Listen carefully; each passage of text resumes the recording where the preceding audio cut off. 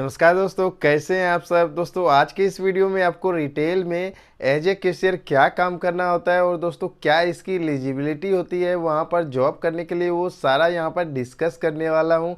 और सैलरी क्या होती है, क्या कुछ इंसेंटिव होते हैं और इसमें क्या फीचर होता है दोस्तों, फुल डिटेल में यहाँ पर डिस्कस करने वाला हूँ। वीडियो में एंड तक बने रहिएगा दोस्तों, क्योंकि इसमें जो क्वालिफिकेशन होता है दोस्तों वो सिर्फ 10th पास की होती है।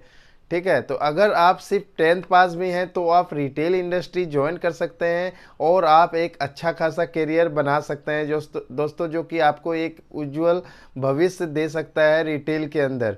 आप एक प्रोफेशनल लाइफ यहाँ पर आप एक्सपेक्ट कर सकते हैं कि आप एक प्रोफेशनली यहाँ पर वर्क कर सकते हैं और एक अच्छा खासा आप करियर बना सकते हैं। आगे चलकर आप लाखों रुपये सैलरी भी कमा सकते हैं दोस्तों। सब कुछ आपके ऊपर डिपेंड करता है, ठीक है। और ये बिल्कुल रियलिस्टिक है, कोई ऑनलाइन जॉब नहीं है कि कोई फेक होगा, ठीक है। तो बिल्कुल प्रैक्टिकल है ये। आपको एज ए लाइक रिटेलर काम करना है स्टोर के अंदर, ठीक है। तो इसका जो एलिजिबिलिटी था वो तो था दोस्तों 10th पास या 12th पास, ठीक है। इसमें अलग अलग फॉर्मेट्स होते हैं, जैसे वैल्यू फॉर्मेट्स हैं, सुपरमार्ट के फॉर्मेट्स हैं, अपैरल है, डिजिटल वाला फॉर्मेट्स है जो कि CDIT बोला जाता है। इन सारे फॉर्मेट्स में दोस्तों एक चीज कॉमन है, वो है सेल्स। अगर एक रिटेल शॉप है, चाहे किसी भी प्रकार के प्रोडक्ट वहां पर सेल हो रहा हो, उसमें सबसे बड़ा रोल आता है दोस्तों सेल्स का। अगर सेल्स अच्छा होगा तो पूरा वो ऑर्गेनाइजेशन अच्छा खासा ग्रो कर रहा होगा और ऑर्गेनाइजेशन में काम करने वाले जितने भी एम्प्लॉय होंगे वो भी ऑर्गेनाइजेशन के साथ साथ ग्रो करता है, ठीक है। तो यहाँ पर जो मेन फंडा था, लाइक एलिजिबिलिटी क्या थी ज्वाइन करने का, वो था लाइक 10th पास होना चाहिए आपको रिटेल में ज्वाइन करने के लिए। और अगर CDIT यानी कि रिलायंस डिजिटल, टाटा क्रोमा और विजय सेल्स में अगर ज्वाइन करना हो तो वहां पर आपको 12th पास होना होता है। और कैशियर के लिए यहाँ पर क्या काम होता है वो डिटेल में यहाँ पर आपको बता रहा हूँ। जैसे कि कैशियर बेसिकली दोस्तों बड़े ऑर्गेनाइजेशन में कैशियर का एक अलग रोल होता है, वो बेसिकली कैशियर का ही काम करता है। जैसे कि टाटा क्रोमा, रिलायंस डिजिटल या फिर विजय सेल्स है तो वो बहुत ज्यादा सेल्स करता है। या फिर आप डीमार्ट का ले लीजिए, या फिर आप रिलायंस स्मार्ट कंसिडर कीजिए, रिलायंस स्मार्ट बाजार कंसिडर कीजिए। क्या कोई वहां पर लाखों रुपए की ट्रांजेक्शन होती है, ठीक है। तो वहां पर आप बोल सकते हैं कि कैशियर का एक अहम रोल होता है। आपको प्रॉपरली बिलिंग करना है, टाइमली बिलिंग करना है, वहां पर कोई मिस्टेक नहीं करना है, ठीक है। सारा कैश जो है वो end of the day match होना चाहिए, टैली होना चाहिए आपके पॉस की सेल से, ठीक है। उसके अलावा ऑनलाइन फॉर्मेट्स के बहुत सारे सेल्स फॉर्मेट हैं, जैसे कि चेक से भी बुक पेमेंट की जाती है। उसके अलावा फोन पे है, पेटीएम है, बहुत सारे like UPI mode of payment होते हैं। तो इन सारे पेमेंट को सबको मैच करते हुए एंड ऑफ द डे में आपका सेल मैच होना चाहिए, ठीक है। तो उसके लिए क्यों कैशियर जिम्मेदार होता है वहां पर, ठीक है, बड़े ऑर्गेनाइजेशन में। और आगे चलकर यहाँ पर आपको देखने को मिलेगा कि वहां पर एक हेड कैशियर होता है या फिर BOI होता है, बैक ऑफिस इंचार्ज।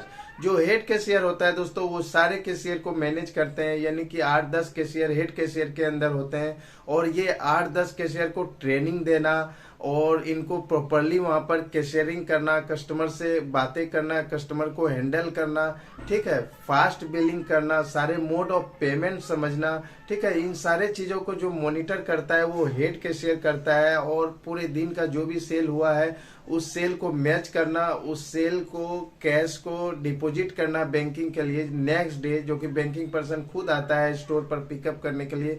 ये सारा रिस्पॉन्सिबिलिटी हेड कैशियर के ऊपर आता है और हेड कैशियर अपने को कैशियर से काम करवाते हैं, ठीक है। तो ये सारा जो रिस्पॉन्सिबिलिटी था ये कैशियर का था। लाइक कस्टमर आपके काउंटर पर आएंगे, उनका बिलिंग करना है, ठीक है। बिलिंग से लेकर कैश डिपॉजिट तक बैंक में टैली करने के बाद ये सारा काम जो है कैशियरिंग के अंदर आता है।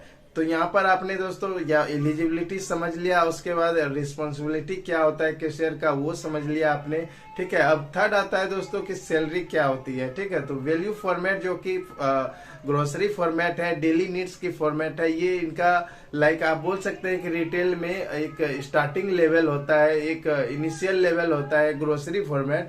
और इससे भी एडवांस फॉर्मेट आता है CDIT फॉर्मेट दोस्तों, यानी कि वहां पर बड़े बड़े appliances, fridge, washing machine, AC, TV, costly product वहां पर सेल की जाती है। जैसे टाटा क्रोमा है, विजय सेल्स है, ठीक है, एलजी की स्टोर है, सैमसंग की खुद की ब्रांड की स्टोर है।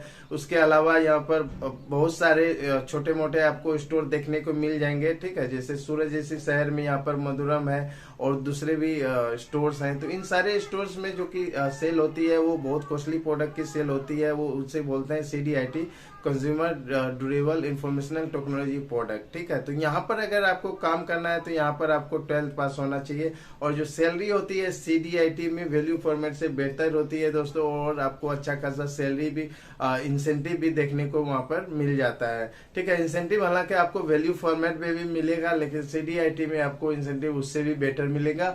अगर आप कैशियर है CDIT फॉर्मेट में और आपको अच्छा खासा काम आता है तो आप बोल सकते हैं 20 से 25 हजार आप टेक होम ले सकते। वैल्यू फॉर्मेट में स्टार्टिंग सैलरी अराउंड 12,000 की है प्लस इंसेंटिव, और CDIT फॉर्मेट में स्टार्टिंग सैलरी अराउंड 14,000 है प्लस इंसेंटिव। लेकिन इंसेंटिव वैल्यू फॉर्मेट में आप बोल सकते हैं कि 1000 से 1500 बनता है, लेकिन CDIT में अगर आप अच्छा सेल्स करते हैं तो 3000 से 4000 तक का आपका इंसेंटिव बन जाता है मिनिमम, ठीक है दोस्तों। तो यहाँ पर आपने देखा कि कितना ज़्यादा डिफरेंस था इंसेंटिव में, और बहुत ही मज़ा आने वाला है अगर आप रिटेल सेक्टर में आते हैं, ठीक है। तो अगर आप सेल्समैन में आते हैं, कैशियर में आते हैं, या फिर किसी भी पोजीशन पर आते हैं, यहाँ पर सारे पोजीशन आपको एक्साइटिंग लगेगा।